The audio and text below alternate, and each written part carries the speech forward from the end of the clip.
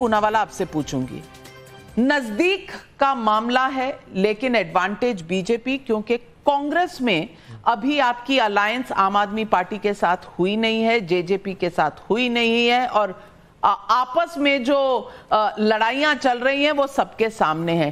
क्या खामियाजा कांग्रेस को इसी बात का मिल रहा है ग्राउंड पे कि यूनाइटेड फ्रंट नहीं है पार्टी के अंदर? अलायंस पार्टनर तो अलग बात है।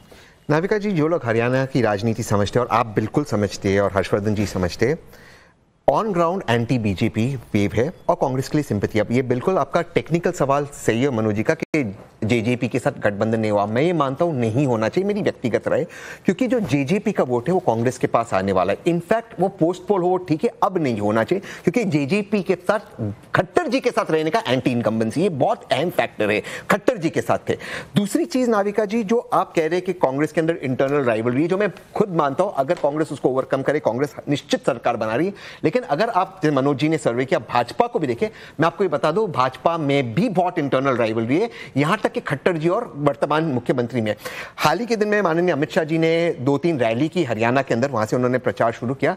खट्टर जी नहीं थे उनके साथ, हालांकि खट्टर जी माने जाते हैं अमित शाह जी के बहुत करीबी, आप जानते हैं हर्षवर्धन जी है, तो उनको नहीं रखा गया था स्टेज के ऊपर। तो ये चीज हरियाणा में बीजेपी के अंदर भी बहुत इंटरनल राइवलरी है, वहां पर भी अनिल विज जी नाराज है, आपने देखा होगा मनोज जी, उनके उस पूरे अंबाला के एरिया में नाराजगी है। तो कांग्रेस में ऑफकोर्स है, मैं ये मना नहीं कर रहा हूं, लेकिन भाजपा में भी है। और ultimately man management, Amit Shah ji और मोदी जी कैसे मैनेज करेंगे भाजपा को, राहुल जी और खड़गे जी कैसे मैनेज करेंगे कांग्रेस को, ये आएगा। लेकिन मैं मानता हूं एडवांटेज कांग्रेस है, एडवांटेज बीजेपी नहीं है। इसमें एक लास्ट चीज, आपने मुख्यमंत्री जो बताया, पसंदीदार मुख्यमंत्री आपने भूपिंदर जी को बताया, लेकिन मैं बता दूं यंगस्टर्स में दीपेंद्र जी के लिए बहुत जोश है, तो वो शायद सारा हुड्डा पर अभी तो आपने उनसे लोकसभा चुनाव लड़वाया है, अब आप कह रहे हैं कि वो हरियाणा के खट्टर जी भी लड़े ना। वो क्या खट्टर जी को मोदी जी बोले आप मुख्यमंत्री बनो, नहीं बनेंगे? ये तो मैम मुख्यमंत्री बनना और एमपी बनने में ये। गौरव भाटिया, देखिए, सबसे पहले तो मैं ये कहूंगा कि जो सीट प्रोजेक्शन दिखाया जा रहा है उससे बहुत बेहतर भारतीय जनता पार्टी करेगी और एक नया कीर्तिमान बनाएगी। कीर्तिमान क्या? नाविका जी, एक आंकड़ा आपको देता हूं, ये बीजेपी की स्ट्रेंथ और कांग्रेस की कमजोरी दिखाता है। हमने उत्तराखंड में और गोवा में 2 बार जब चुनाव जीता, उसके बाद कहा गया उत्तराखंड के खास कर लिए कि दोबारा चुनाव नहीं जीत सकते क्योंकि इतिहास में ऐसा नहीं हुआ, लेकिन भाजपा ने कर दिखाया। और 2014 से नाविका जी, कांग्रेस पार्टी ने कभी कहीं पे अगर वो सत्ता में रहे भी हैं तो भी दोबारा वो सत्ता में नहीं आए हैं। आपके प्रोजेक्शन भी इसी तरफ इशारा करते हैं कि हम लोग बेहतर स्थिति में हैं कांग्रेस के बनस्पत। आपका सर्वे यह भी दिखाता है कि सीएम की क्रेडिबिलिटी जो है वो हाई है, और वो इसलिए है क्योंकि अभी अभी एक बहुत अहम घोषणा करी गई एमएसपी को लेके, जिससे हरियाणा के किसान बहुत खुश हैं और ये उनकी मांग थी, हमने पूरा करके दिखाया। कांग्रेस का चरित्र भ्रष्टाचारी रहा है। याद करिए भूपिंदर हुड्डा किस तरह से भ्रष्टाचार को बढ़ावा देते थे, सर्वोच्च न्यायालय ने उनके द्वारा किए गए आवंटन को रद्द किया।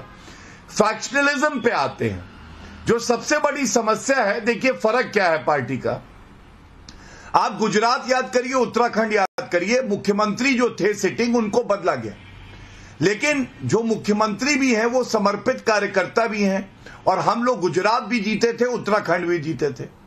दूसरी तरफ कांग्रेस पार्टी में केवल सत्ता के लिए राजनीति करी जाती है। 3 अलग अलग धड़ों में कांग्रेस बटी हुई है।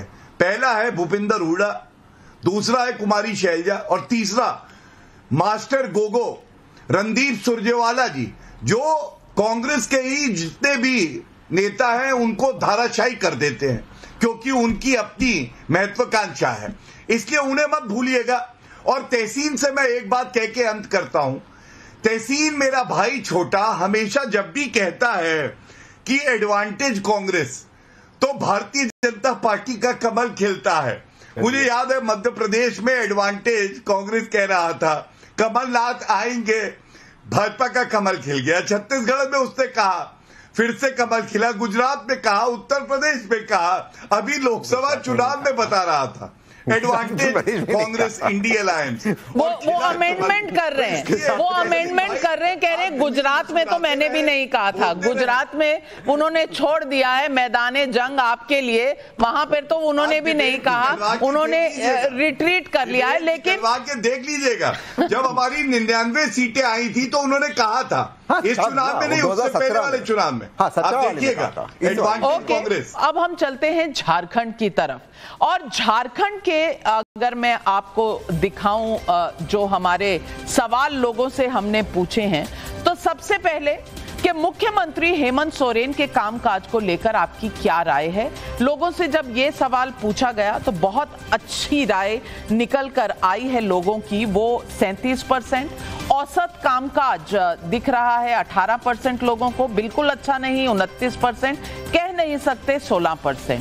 बीजेपी, अगला सवाल जो हमने पूछा, बीजेपी गठबंधन के लिए आगामी विधानसभा चुनाव में चीफ मिनिस्टर उम्मीदवार की चुनाव से पहले घोषणा को लेकर क्या राय।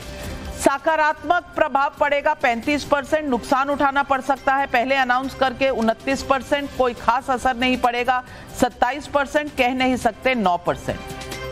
अब आगामी विधानसभा चुनाव में बीजेपी में गुटबाजी को लेकर आपकी क्या राय है। जब लोगों से पूछा, आंतरिक गुटबाजी से बीजेपी को भारी नुकसान 43%, आंतरिक गुटबाजी से बीजेपी को कुछ हद तक नुकसान 19%, यानी कि लगभग 62% लोग मानते हैं कि गुटबाजी जो हरियाणा में कांग्रेस में है वो बीजेपी में झारखंड में है।